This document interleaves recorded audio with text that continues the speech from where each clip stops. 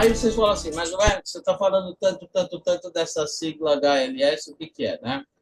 HLS é uma estrutura, é um High Level Structure, onde a ISO definiu que todas as normas voltadas a um contexto de sistema de gestão, ela teria uma estrutura padronizada, uma estrutura da norma. Então, se você pegar essas normas nesse foco, você identifica no índice dessas normas a mesma estrutura, a mesma estrutura, tá ok? E o que é essa estrutura? É a estrutura de capítulos.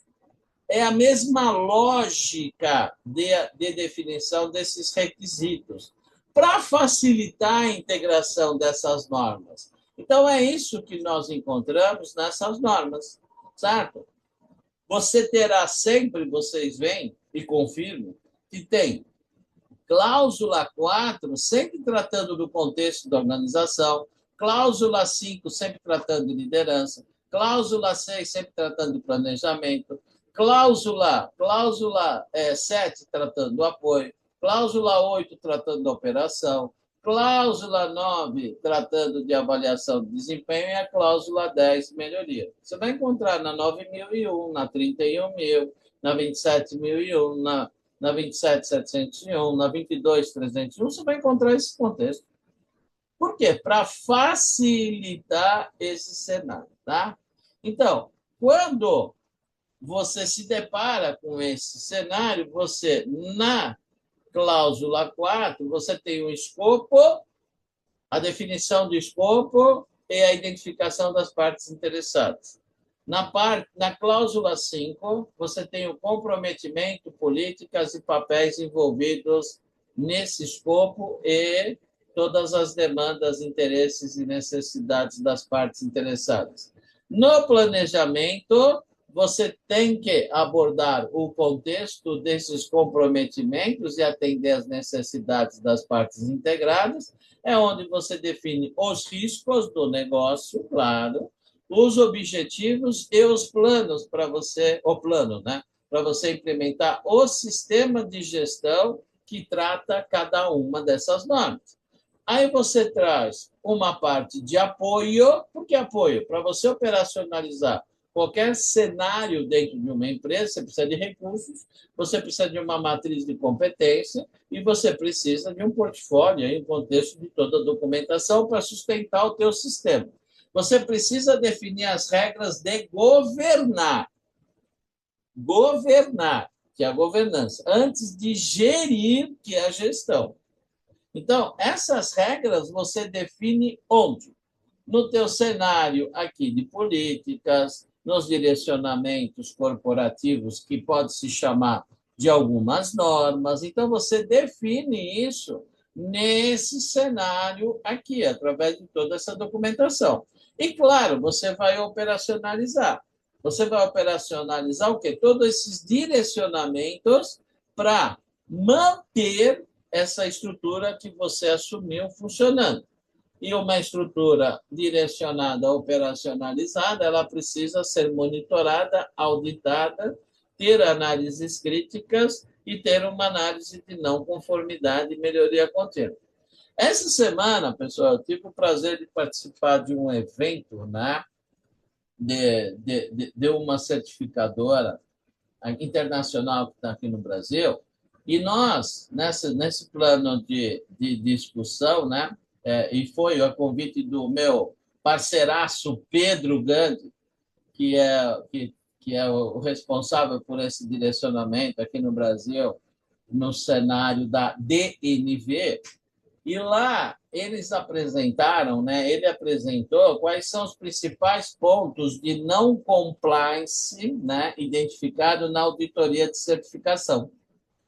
Então, fica claro o contexto da dificuldade de formalizar todo esse escopo, formalizar os objetivos dos sistemas de gestão. Por que eu estou dizendo isso? Porque lá eles têm um sistema E nesse sistema tem toda a base de conhecimento de todas as empresas que passaram pela certificação da ADNV. Claro, e é uma base de conhecimento.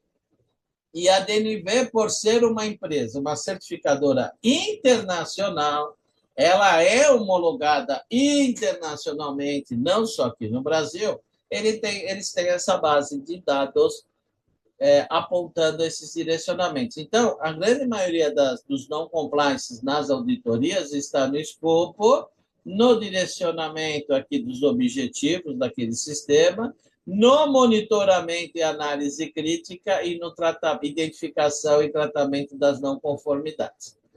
Então, voltando aqui para o nosso foco, essa estrutura DHLS permite a integração de todas essas normas para facilitar o trabalho. E qual a relação, né, que nós falamos aqui? A correlação entre o contexto aqui da ISO e um cenário aqui da ISO e do cenário do ITIL, né? A ISO, ela é uma norma de requisitos. Requisitos para quê?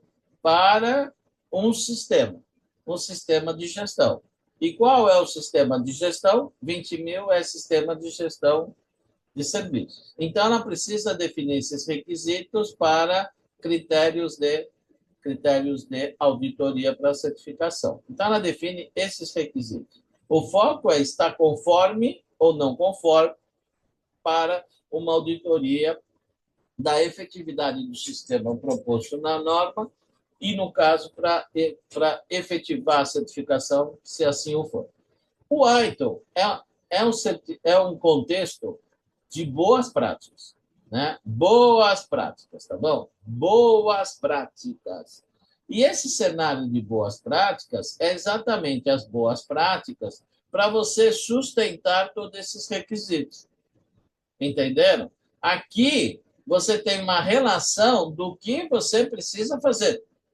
E aqui você adquire as boas práticas, as abordagens de boas práticas e como operacionalizar e formatar, formalizar e evidenciar esses requisitos pedidos, né? Então, vocês veem que juntos é um cenário de sustentação para a gestão de serviços, não só de TI, num contexto de certificação ou não. Você quer e precisa mostrar um cenário estruturado.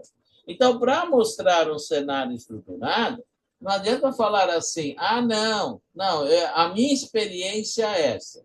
Uma empresa, cara, o que interessa é você mostrar um contexto de boas práticas de mercado. Porque a nossa experiência ajuda, mas ela não é determinante. Você precisa estar apontando as boas práticas de mercado, uma vez que essas boas práticas estão sendo utilizadas por milhares de empresas ao redor do mundo. Isso é o que interessa.